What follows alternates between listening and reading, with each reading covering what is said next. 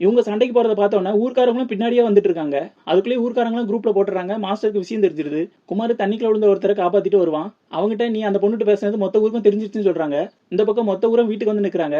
இவங்க ஆல்ரெடி மொய் விருந்து வச்சுட்டு இருந்ததுனால ஊர் மக்கள்லாம் விருந்து சாப்பிட தான் வந்திருக்காங்கன்னு நினைச்சிட்டு எல்லாத்தையும் வரவேற்க ஆரம்பிச்சிடுறாங்க. கட்டாயப்படுத்தி எல்லாரையும் உட்கார வைக்கிறாங்க.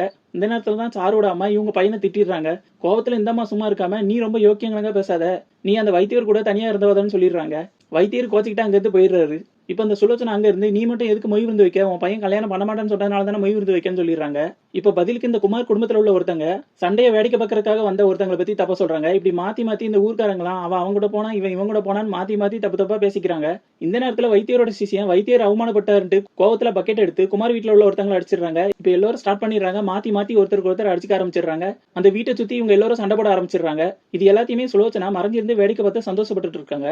இந்த நேரத்துல இந்த சண்டையை வேடிக்கை பார்க்கறதுக்காக மாஸ்டர் உள்ள வராரு. வந்த மாஸ்டருக்கும் தர்மடி கொடுத்துடுறாங்க. இவங்களோட சண்டை தொடர்ந்துட்டு இருக்கும்போது வெறிநாய் வருதுன்னு ஒருத்தங்க குரல் கொடுத்தோன்னே மொத்த மக்களும் ஒன்னா அந்த வீட்டுக்குள்ள வந்து கதவை சத்திட்டு நின்னுறாங்க. இவ்வளவு நேரம் சண்டை போட்டவங்க இப்ப அமைதியா அந்த வீட்டுக்குள்ள இருக்கிறாங்க. வெறிநாய் அந்த வீட்டை விட்டு கிராஸ் பண்ணி போன உடனே இதுக்கு ஒரு முடிவு கொண்டு வரணும்ட்டு ரெண்டு குடும்பமும் ஒன்னா பேசி வைத்தியர் இதுக்கு ஒரு முடிவு சொல்லுவாங்க.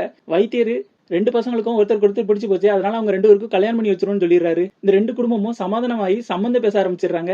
சட்டுன்னு இங்க குமார போன் போட்டு வர வச்சிடுறாங்க. மாப்பிள்ளைய ரெடி பண்ணிடுறாங்க. அந்த பக்கம் சாருக்கு போன் போட்டிருப்பாங்களா, அவன் இன்னும் வந்திருக்க மாட்டாலாம். அதுக்கிடையிலேயே ரெண்டு குடும்பமும் ஒன்னா உட்கார்ந்து இருந்து அவங்களோட கலாச்சாரப்படி நிச்சயம் பண்ண ஆரம்பிச்சிடுறாங்க.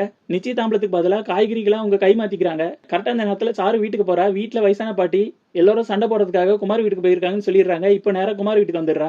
வந்த உடனே மாஸ்டர் சும்மா இருக்காம நீங்க ரெண்டு பேரும் பேசிக்கிட்டது மொத்த ஊருக்கும் தெரிஞ்சிருச்சு, அதனாலதான் நாங்க உங்க ரெண்டு பேருக்கும் கல்யாணம் பண்ணி ஏற்பாடு பண்ணிட்டோம்னு சொல்லிடுறாரு. மாஸ்டருக்கும் குமாருக்கும் பளிர் பளிர்னு ஒண்ணு வைக்கிறா. அதுக்கப்புறம் குமாரை பார்த்து குமாரனா நான் முதலே உங்ககிட்ட சொல்லிட்டேன் இதெல்லாம் வேண்டான்ட்டு, அதுக்கப்புறம் நீங்க ஏன் இப்படி ஊரை கூட்டி வச்சிருக்கீங்கன்னு கேட்கிறா. இவன் அந்த விஷயம் எல்லாம் குமார் மூலியமா தான் வெளியே போயிருக்குன்னு நினைச்சிட்டு இருக்கா. ஆனா இது எல்லாம் அவ பக்கத்துல இருக்க ஃப்ரெண்டு பார்த்த வேலையா தான் இருக்கும். இந்த பக்கம் அவங்க அம்மா சமாதானப்படுத்த சாரு குமார் அண்ணங்கிட்ட போய் என்ன கல்யாணம் பண்ணிக்க உங்களுக்கு விருப்பமான்னு கேட்டுறான். குமார் இவ கேட்டதை பார்த்த உடனே பயத்துல தயங்கிடுறான். உடனே சாரு ஊர்க்காரங்க எல்லாரும் முன்னாடியும் இதான் இவனோட யோக்கியம், இவனுக்கு என்ன கல்யாணம் பண்ணி வைக்கணும்னு நினைக்கிறீங்கன்னு கேட்டுறா. உடனே குமாரோட அம்மா என் பையனை பத்தி நீ தப்பா பேசுறியா, நீ 12 படிக்கும் போது பம்பு செட்ல ஒரு பையனோட இருந்தியா, அங்க என்ன நடந்துன்னு கேக்குறாங்க. தட்டுன்னு சாரு இதோ இந்த பையன் கூட தான் இருந்தேன், அவங்ககிட்டயே கேட்டுங்கன்னு சொல்லிடுறா. இப்ப பழையபடி இந்த ரெண்டு ஊரும் சண்டை போட்டுக்க ஆரம்பிச்சிடுறாங்க. சாரு அவ விரும்பின பையன் கூட அங்க இருந்து கிளம்பிடுறா.